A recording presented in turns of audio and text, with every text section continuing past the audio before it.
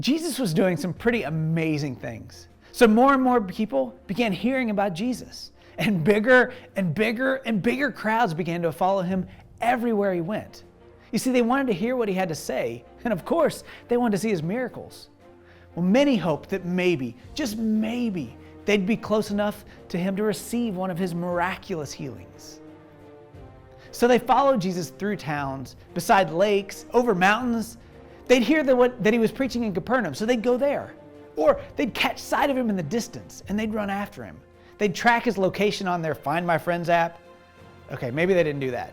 But Jesus was so famous that there was nowhere he could go without a crowd of people following close behind.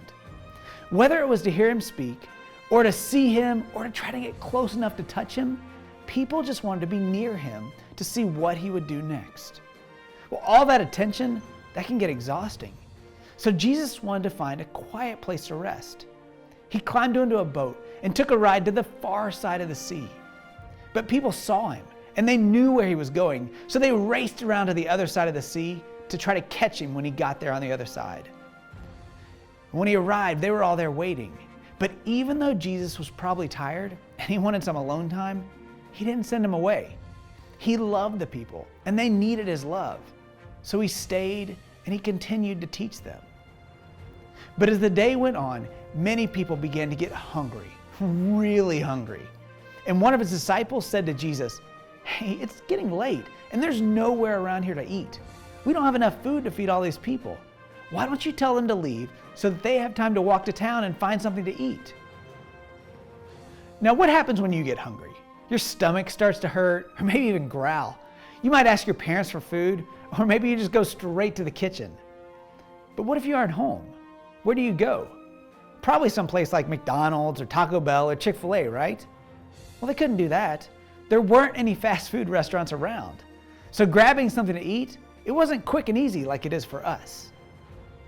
So Jesus decided to see if his disciples thought he could feed all these people by doing a miracle. At this point, the crowd around Jesus was enormous. More than 5,000 people had gathered around. Well, Jesus asked his disciples, "Where should we buy food for all these people to eat?"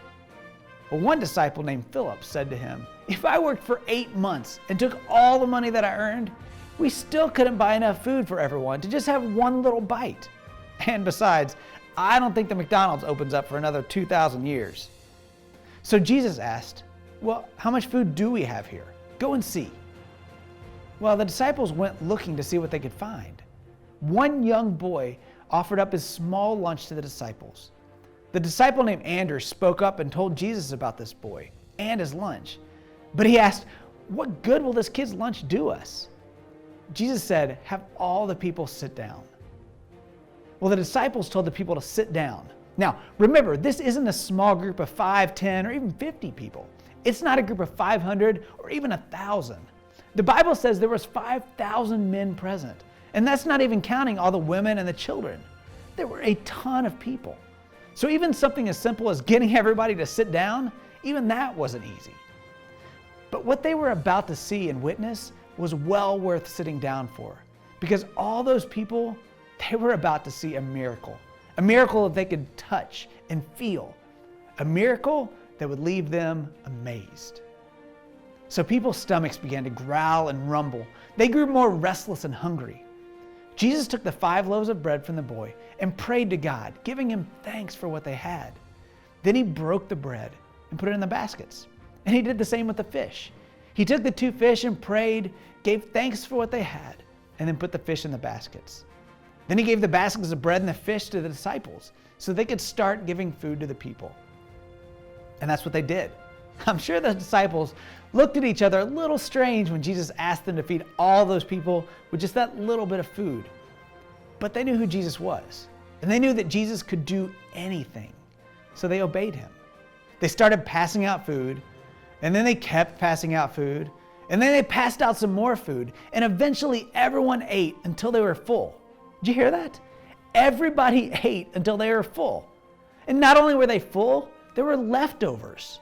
So Jesus told the disciples to pick up all the leftovers. They gathered everything that was left, and they filled 12 baskets of leftover pieces of bread and fish. That's right, 12 baskets full of leftovers.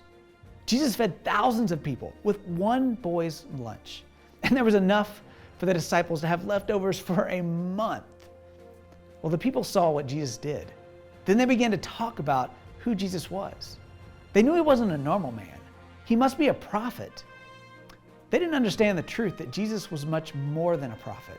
He was the Son of God. But they did know one thing. Jesus was amazing. How did Jesus do it?